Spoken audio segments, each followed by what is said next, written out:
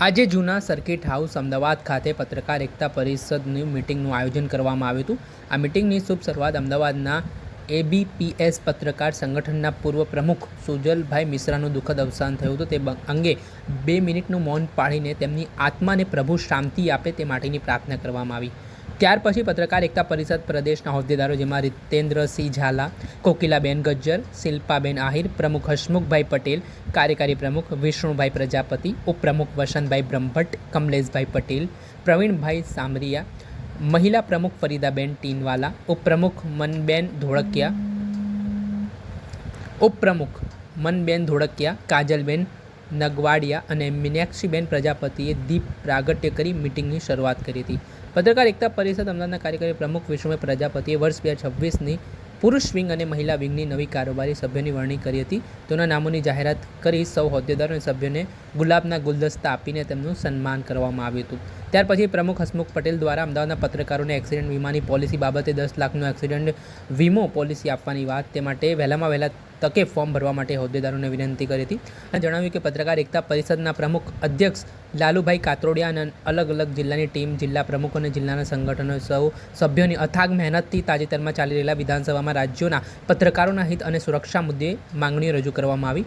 તેમાં દરેક જિલ્લા મુખ્યાલય પત્રકારોને બેસવા અને કામકાજ માટેના રૂમની અલાયદી વ્યવસ્થા કરવા, સાથે જ પત્રકારોને વીમા કવચ આપવા અને પત્રકારો પર થતા હુમલામાં કડક કાર્યવાહી કરવામાં આવે, કઠોર સજા કરવામાં આવે તે મુદ્દે ચર્ચા પણ થઈ।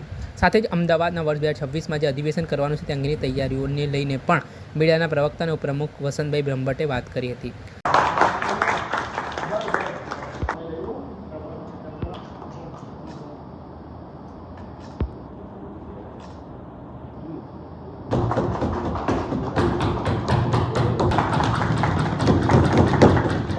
નવી રચના કરવામાં આવી છે, એમાં ઉપપ્રમુખ, કાર્યકારી પ્રમુખ અને પ્રમુખ દ્વારા સંયુક્ત મિટિંગ દ્વારા મહિલા પ્રમુખ તરીકે ફરીદાબેનને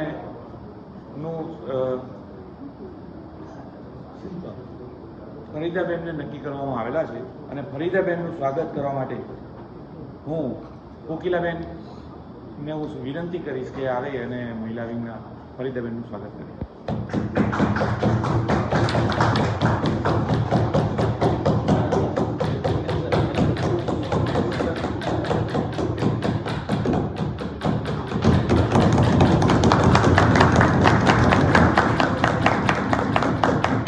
पत्रकार एकता जिंदाबाद, पत्रकार एकता जिंदाबाद।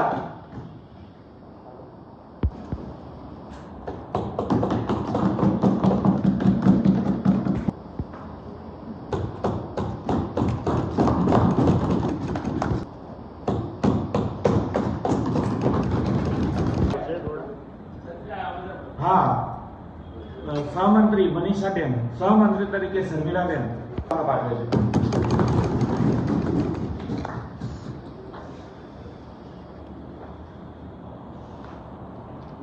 કાર્યક્રમની શરૂઆત થઈ ગઈ। હવે દરેકે દરેક પત્રકારોને અમારી પર્દાફાશ કરવાનો છે। સંગઠન એ ફક્ત પત્રકારોના પ્રશ્નોને હલ કરવા માટે, પત્રકારને ન્યાય મળે એના માટે અને પત્રકારોને એક સાથે લઈ કૌટુંબિક ભાવના બને એ માટે સંગઠનની રચના કરવામાં આવેલી છે।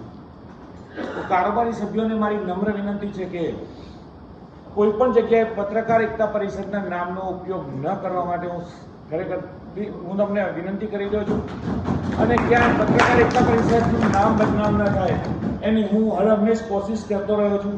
દરેક પત્રકારને મદદરૂપ થતો રહ્યો છું। જ્યાં જ્યાં જે જગ્યાએ જરૂર જણાય ત્યાં હું મદદ કરું છું, પરંતુ જ્યાં પત્રકાર એકતા પરિષદને ડાઘ લાગે એવું કોઈ પણ કામ ન કરવા માટે હું દરેક પત્રકારને હું વિનંતી કરું છું।